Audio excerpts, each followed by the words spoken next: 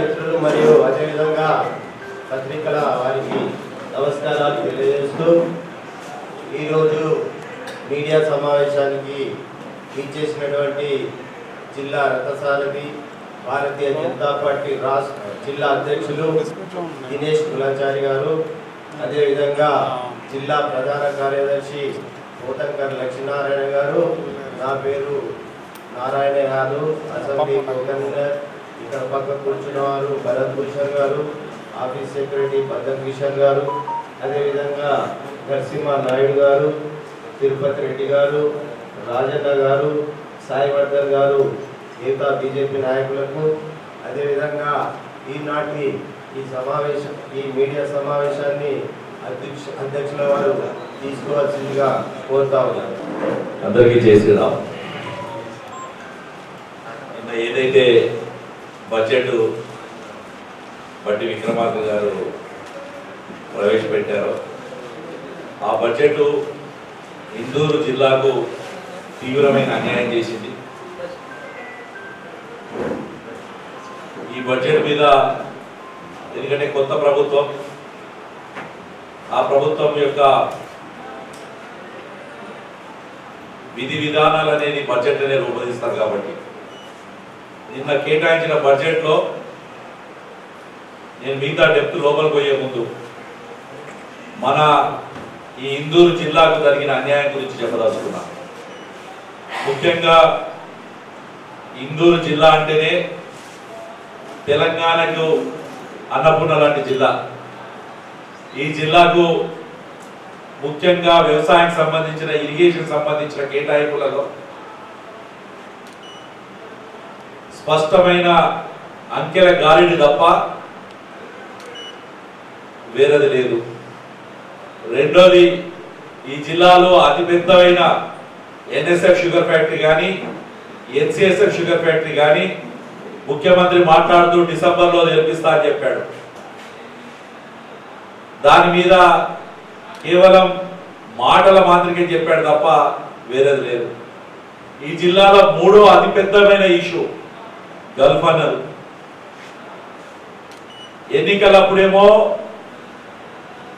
కేసీఆర్ గత ప్రభుత్వము మిగతా వాళ్ళు ఎవరు కూడా గల్ఫ్ వాళ్ళని కాదుకోలేదు. మేము 500 కోట్లతో ప్యాకేజీ పెడతాము, 500 కోట్లు కాదు గల్ఫ్కు ఎన్ని వేల కోట్లన్నా చెప్తాడు. 2,90,000 దగ్గర 3 లక్షల కోట్ల రూపాయల బడ్జెట్లో నా గల్ఫ్ అన్నలకు గురించే ఊసలేని పరిస్థితి ఉంది. ఇవాళ ఇది చూసుకుంటూ పోతే హైదరాబాద్ మున్సిపాలిటీ బడ్జెట్ 1000 కోట్ల రూపాయల బడ్జెట్ ఉన్న హైదరాబాద్ మున్సిపాలిటీకి 10,000 కోట్ల రూపాయలు, మూసీ నదికి 1,500 కోట్ల రూపాయలు అని చెప్తూ ఒక దిక్కు మరి నిజామాబాద్ మున్సిపాలిటీకి ఏమి ఇచ్చారు? ఇవాళ ఆర్గూర్ మున్సిపాలిటీకి ఏమి ఇచ్చారు? బోధన్ మున్సిపాలిటీకి ఏమి ఇచ్చారు? భీమ్గల్ మున్సిపాలిటీకి ఏమి ఇచ్చారు? ఎందుకంటే హైదరాబాదు వచ్చే ట్యాక్సెస్, అక్కడ ఉండే స్కీమ్స్ తోనే హైదరాబాద్ బడ్జెట్ విపరీతంగా ఉంటుంది. ఇక్కడ ఇందూరుకు ఏమి ఇచ్చారని మేము అడగదలుచుకున్నాం. రెండోది, తెలంగాణ యూనివర్సిటీ, ఎయిర్పోర్టు, భూమి సేకరించాలి, ఏం చేశారని చెప్పి అడుగుతున్నాం. నేను ఇవాళ గత కాంగ్రెస్ మేనిఫెస్టోలో వాళ్ళు చెప్పడం జరిగింది, వ్యవసాయ ఆధారిత పరిశ్రమలకు ప్రోత్సాహకాలు ఇస్తామని చెప్పారు. ఎక్కడా ఊసే లేదు, సెజ్ల గురించి మాట్లాడిందే లేదు. సుమారు 3 లక్షల కోట్ల బడ్జెట్లో మొన్న ముఖ్యమంత్రి మాట్లాడుతూ చెప్తాడు కేంద్రం గాడి గుడ్డిచ్చిందని. మరి నువ్వు నిజామాబాద్ ఇందూరుకు ఏ గుడ్డిచ్చావు అని అడుగుతున్నాం మేము కదా. ఎన్నో మండలాలకు మండల ఆఫీసులు లేవు, పోలీస్ స్టేషన్ ఆఫీసులు లేవు, ఎంఆర్ఓ ఆఫీసులు లేవు, హాస్పిటల్, గవర్నమెంట్ హాస్పిటల్ వసతులు లేవు. బడ్జెట్ చూస్తుంటే 2 ఎమ్మెల్యేలు గెలిచారు, ఇంకో పార్టీ గెలిచినా, ఎందుకంటే మన జిల్లాలో బాన్స్వాడ కూడా 5 మండలాలు వస్తాయి కాబట్టి ఈ ఇందూరు జిల్లాలో బాన్స్వాడ నియోజకవర్గం సంబంధించిన మోసురా కానీ, వర్ణి కానీ, కొతంగల్ కానీ, కోటగిరి కానీ, అలాగే చందూరు కానీ, ఈ మండలాలు 5 మండలాలు మన జిల్లాలో వస్తాయి. మరి ఈ కేటాయింపులు ఏమైనాయి? నేను ఇవాళ అడగదలుచుకున్న సుదర్శన్ రెడ్డి గారు కానీ, భూపతి రెడ్డి గారు కానీ, నిన్న పార్టీలో చేరిన పోచారం శ్రీనివాస్ రెడ్డి గారు కానీ, ఎమ్మెల్సీగా ఉన్న మహేష్ కుమార్ గౌడ్ గారు కానీ, అనధికారికంగా రాజ్యాంగేతర శక్తులుగా వ్యవహరిస్తున్న షబీర్ అలీ గారు కానీ, లేదు ఆ నియోజకవర్గాలలో పోటీ చేసి ఓడిపోయిన నాయకులు, అక్కడ నేతృత్వం వహిస్తున్న నాయకులు అడగదలుచుకున్నా, మీరు ఏం తెచ్చారు ఈ జిల్లాకు అని చెప్పి అడుగుతున్నాను. గల్పనను ఆదుకోలేదు, అలాగే రైతన్నను ఆదుకోలేదు. ఇవాళ చాలా విచిత్రకరమైన పరిస్థితి. 5 లక్షల రూపాయలు ఒక ఇంటి నిర్మాణానికి ఇస్తామని చెప్పి చెప్తున్నారు. దాని విధి విధానాలు 6 నెలలు జరిగిపోయినాయి. ఒక నియోజకవర్గానికి 3,500 ఇస్తామని చెప్తున్నారు. యువకుల నిరుద్యోగ భృతి ఏంది? మహిళలకు స్పష్టం బడ్జెట్ లేకుండా కేవలం అంకెల గాలిడితో ఇవాళ ఆయన చెప్తున్నా, నేను 72,000 కోట్లు వ్యవసాయానికి ఇస్తున్నా, 40,000 కోట్లు సంక్షేమానికి ఇస్తున్నా అని చెప్తున్నారు బట్టి విక్రమార్క గారు. బట్టి విక్రమార్క గారు అడుగుతున్నాను నేను ఒకటే, మీ 3 లక్షల బడ్జెట్ లో 1,00,000 కోట్ల రూపాయలు కేంద్ర ప్రభుత్వం ఇస్తున్నాయా కాదా అని అడుగుతుంది. గ్రాంట్ కింద ఎంత ఇస్తుంది? 21,000 కోట్ల చిల్లర గ్రాంట్ కింద ఇస్తుంది. 42% కింద 46,000 కోట్ల రూపాయలు ఇస్తుంది. మిగతా మీ అన్ని దాంట్లకి ఇంకా వారు మాట్లాడినట్టు RRR గురించి కానీ, హైవేస్ గురించి కానీ, ఏది తీసుకున్నా కానీ, నిన్న నాకు ఆ బడ్జెట్ చూస్తుంటే, ఆ 70 పేజీలు చూస్తుంటే అవి 70 అబద్ధాల కింద కనబడుతున్నాయి తప్ప వేరే కాదు. శాతగాని మాటలు చెప్పి కాలాన్ని వేసి అక్కడ గ్యారంటీ ఇద్దామని తప్ప 2,91,000లో 2,20,000 కోట్ల ఖర్చు అని చెప్పారు. ఏమున్నా సుమారు 70,000 కోట్ల పైన కేంద్ర సహకార సంఘాల యొక్క వచ్చే గ్రాంట్లు నిధులే ఉన్నాయి. ఇందులో 3 రకాల వరి పంటలకు బోనలు ఇస్తామంటున్నారు. అందులో దొడ్డు అట్లున్నాయా లేవా? అలాగే 72,000 కోట్ల బడ్జెట్ వ్యవసాయ రంగం ప్రకటించిన దాంట్లో రైతు భరోసా ఎక్కడ, కౌలు రైతులు, రైతు కూలీల సంక్షేమం ఎక్కడ అని బీజేపీ ప్రశ్నిస్తుంది. ఫసల్ బీమా యోజన గురించి బాగా చెప్పి రైతు బీమా ఏది? రాష్ట్రంలో జాబ్ కార్డు 11 లక్షల మంది కూలీలకు ఉన్నాయి. ఆ లెక్కన రైతు కూలీలకు ఏదైతే ఏదైతే జాబ్ కార్డ్స్ ఉంటాయో 100 కోట్లు ఓన్లీ రైతు కూలీలకు భరోసాకి ఇవ్వాల్సి వస్తుంది. ఏదైతే సాగునీటికి పెట్టిరో అందులో మన జిల్లా పాత్ర ఏంది? మన జిల్లాకు సంబంధించిన 2 లక్షల ఎకరాలకు ప్యాకేజ్ 2021 ఒకదాన్ని మంచిప్ప మాసాని అని పిలుచుకుంటాం. 1,00,000 ఎకరాలు రూరల్కు, అలాగే ఇంకో 1,00,000 ఎకరాలు ఆర్మూర్ ఏదైతే మెట్రాస్పల్లి నుంచి ఎత్తిపోస్తారో, ఒకటి బైరాపూర్ నుంచి ఎత్తిపోసే పథకం, బైరాపూర్ నుంచి గడ్కోల్ నుంచి మిగతా ప్రాంతం అంతా కూడా ఈ 2 ప్రాజెక్టులు. అలాగే మెట్రాస్పల్లి దగ్గర నుంచి చింతలూరు దాకా, చింతలూరు నుంచి గ్రావిటీ ద్వారా పైప్ లైన్ల ద్వారా ఏదైతే 2,600 కోట్ల నుంచి నడుస్తున్న ప్రాజెక్టులో కేటాయింపులు ఎంతనో ఇందూరు ప్రాజెక్ట్ ఇవ్వాల్సి ఉంది. స్కూటీలు ఇస్తామన్నారు, 5 లక్షల విద్యా భరోసా ఇస్తామన్నారు. ఎన్నో హామీలు చూసి అధికారంలోకి వచ్చిన ప్రభుత్వము ప్రజల యొక్క విశ్వాసాన్ని కోల్పోయి, ముఖ్యంగా బాధాకర విషయం ఏంటంటే గత ఎన్నికల్లో చాలా మంది గల్పన్నలు రేవంత్ రెడ్డి యొక్క అబద్ధపు హామీలకు మోసపోవడం జరిగింది. ఇలా గల్పన్న రగులుతున్నాడు, రైతన్న రోధిస్తున్నాడు. అన్నపూర్ణ లాంటి ఈ జిల్లా ప్రజలు ఈ బడ్జెట్లో ఏం మిగిలిందిరా అంటే రేవంత్ రెడ్డి అనే గాడి గుడ్డిచ్చిండని చెప్పి స్పష్టంగా తెలిసింది. ఇవాళ నేను రేవంత్ రెడ్డి గారిని అడుగుతున్నా, కేంద్ర బడ్జెట్లో 3 కోట్ల ఇళ్లు కేటాయిస్తే ఈ తెలంగాణలో 17 లక్షల ఇండ్లు కట్టుకునే అవకాశం ఉంది. కానీ వారి ఇవాళ బడ్జెట్లో పెట్టుకుని చూస్తే కేవలం 3.5 నుంచి 4 లక్షల ఇండ్లకే 3,500 ఇండ్లు ఒక నియోజకవర్గానికి, అంటే 3.5 లక్షల ఇండ్లేమో 100 నియోజకవర్గాలకి, ఇంక 20కి ఇంకో 35, 70, అంటే 4,20,000 ఇండ్లకే ప్లానింగ్ ఉంది. కానీ కేంద్రము నరేంద్ర మోడీ నాయకత్వంలో భారతదేశంలో ప్రతి పార్లమెంట్లో 1,00,000 ఇండ్లకు పై, అది పట్టణం కావచ్చు గ్రామీణం కావచ్చు, ఆవాస్ యోజన కింద ఇచ్చేందుకు సిద్ధంగా ఉంది. కానీ వీళ్ళ ప్రణాళికలు చూస్తే కేవలం తూతూ మంత్రంగా 3-4 లక్షల ఇళ్లతోని ఈ సంవత్సరం గడిపేయాలన్న ఆలోచనతో ఉన్నారు.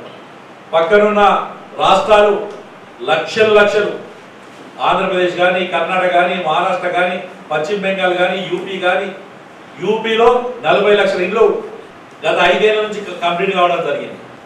పేదవారి ప్రతి ఒక్కరికి ఇల్లు కావాలనేది భారతీయ జనతా పార్టీ యొక్క లక్ష్యం. కాబట్టి ఇవన్నీ కూడా గల్పన్న బాధ, రైతన్న గోస, ఇందూరు ప్రజల యొక్క ఆశయాలను వమ్ము చేసిన ఈ బడ్జెట్ను భారతీయ జనతా పార్టీ ఇందూరు శాఖ ఈ బడ్జెట్లో మాకేమోటి మిగిలింది అంటే, ఆయన గాడి గుడ్డు పెట్టదో కానీ ఎట్లయితే ఆయన గాడి గుడ్డు అంటే గాడి గుడ్డు పెట్టదు కాబట్టి గాడి గుడ్డు గురించి చెప్పినట్టుంది బడ్జెట్లో. కాబట్టి నేను మరొకసారి ఇక్కడున్న కాంగ్రెస్ నాయకులకు, ప్రజాప్రతినిధులకు, ఇందూరు ప్రజల తరఫున హెచ్చరిస్తున్నాం. ఇప్పటికైనా నిన్న బడ్జెట్ వస్తే ఇల్లేదో 10 కోట్ల రూపాయలట దేనికో ఇచ్చినామని చెప్పి రిలీజ్ చేసుకుంటున్నాం. గత ప్రభుత్వం రిలీజ్ చేసిన డబ్బులు అసలు ఓవైసీ గారు చెప్తేనేమో ఒక 10 కోట్లు ఇస్తున్నారట, షబ్బీర్ అలీ గారు చెప్తే 10 కోట్లు ఇస్తున్నారట.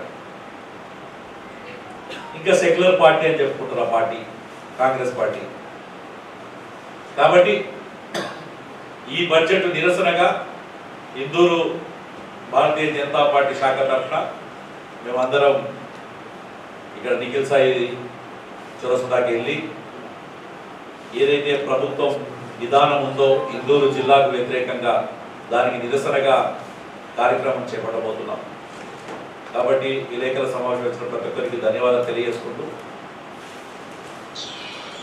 ఇంకా కూడా చాలామంది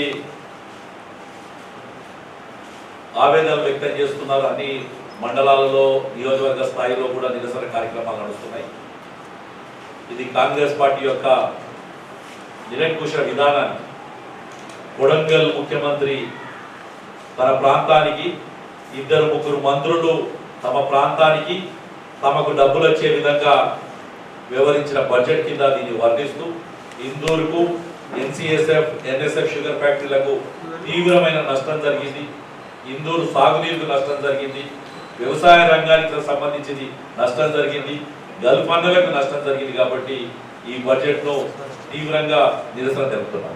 కేంద్ర ప్రభుత్వంలో వ్యవసాయానికి సంబంధించిన బడ్జెట్లో ఎంఎస్పి అనేది ఎవ్రీ ఇయర్ కూడా ఎంఎస్పి కమిటీ ఉంటుంది, మీటింగ్ ఉంటుంది. మొన్ననే మన నరేంద్ర మోడీ గారు ప్రధానమంత్రి అయిన తర్వాత ఆ రోజు ఏం రేట్ ఉండేవారి, ఈ రోజు ఏం రేట్ వచ్చింది ఒకసారి మీరు చూడండి. రైతు పండించిన పంటకు 3 రావాలనే లక్ష్యంతో పనిచేస్తున్న ప్రభుత్వం కేంద్ర ప్రభుత్వం. అందుకోసమే కేంద్ర బడ్జెట్లో కూడా చాలా మంది పసుపు బోర్డు గురించి, మిగతా దాని గురించి కూడా మాట్లాడుతున్నారు. కేంద్ర బడ్జెట్లో ఏదైతే స్పైసెస్ బోర్డు ఉండే డిపార్ట్మెంట్, వాణిజ్య పరిశ్రమ శాఖ, దానికి డబ్బులు కేటాయించబడుతుంది, రైల్వేకి ఇంత డబ్బులు కేటాయించారు. కాబట్టి అది స్పష్టంగా కూడా దాని హిట్స్ వచ్చిన తర్వాత మా గౌరవ పార్లమెంట్ సభ్యుడు మేము కూడా ఈ జిల్లాకు, ఈ తెలంగాణకు, ఇప్పుడు తెలంగాణకు కేంద్ర బడ్జెట్లో 72,000 కోట్లు వచ్చిందని చెప్పి మేము స్పష్టంగా చెప్పాము. గ్రాంట్ల రూపంలో మిగతాది కూడా ఇది 72,000 కోట్లు కేంద్రం నుంచి వచ్చింది. మళ్ళీ స్థానిక సంస్థలు, అలాగే ఉపాధి హామీ కింద డాక్రా సంఘాలకు ఎన్నిటికో ఇప్పుడు రైతులు రుణం తీసుకున్న దాంట్లో 4% కేంద్ర ప్రభుత్వమే భరిస్తుంది. లక్షల కోట్ల రూపాయలని మామూలు కూడా కాదు. ఇప్పుడు ఏదైతే రైతు పంట అమ్ముకుంటాడో పంట కొనే దగ్గర నుంచి దబ్బనం కాడికేది ఏది దబ్బనము, సుతిలు, సంచి, తూకము, తాడుపత్రి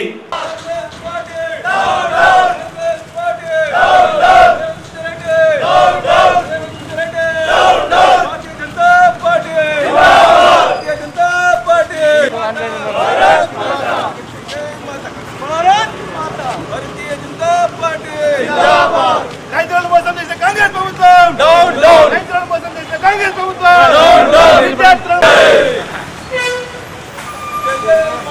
భారత్ మాతా భారత్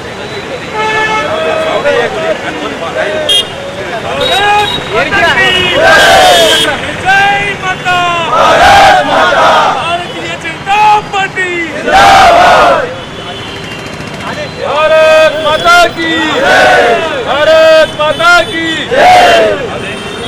भारत माता की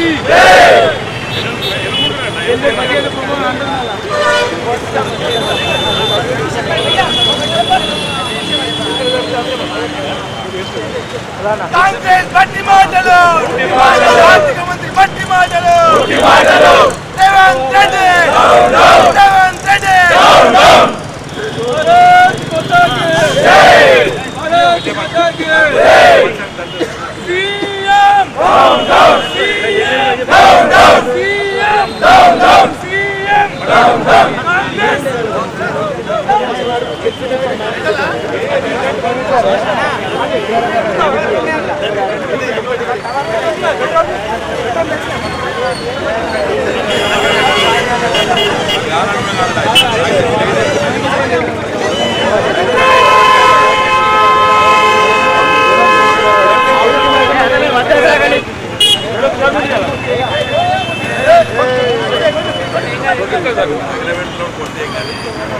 भारत माता की जय रेवंत रेड्डी रेवंत रेड्डी रेवंत रेड्डी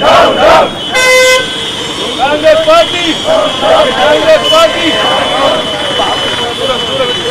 धन्यवाद चिन्ह कालकाड़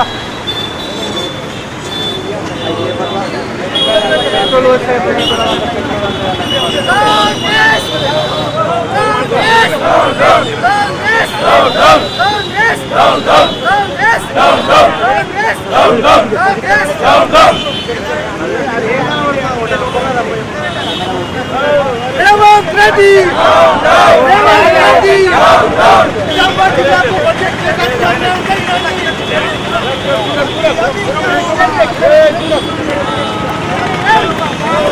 రైతు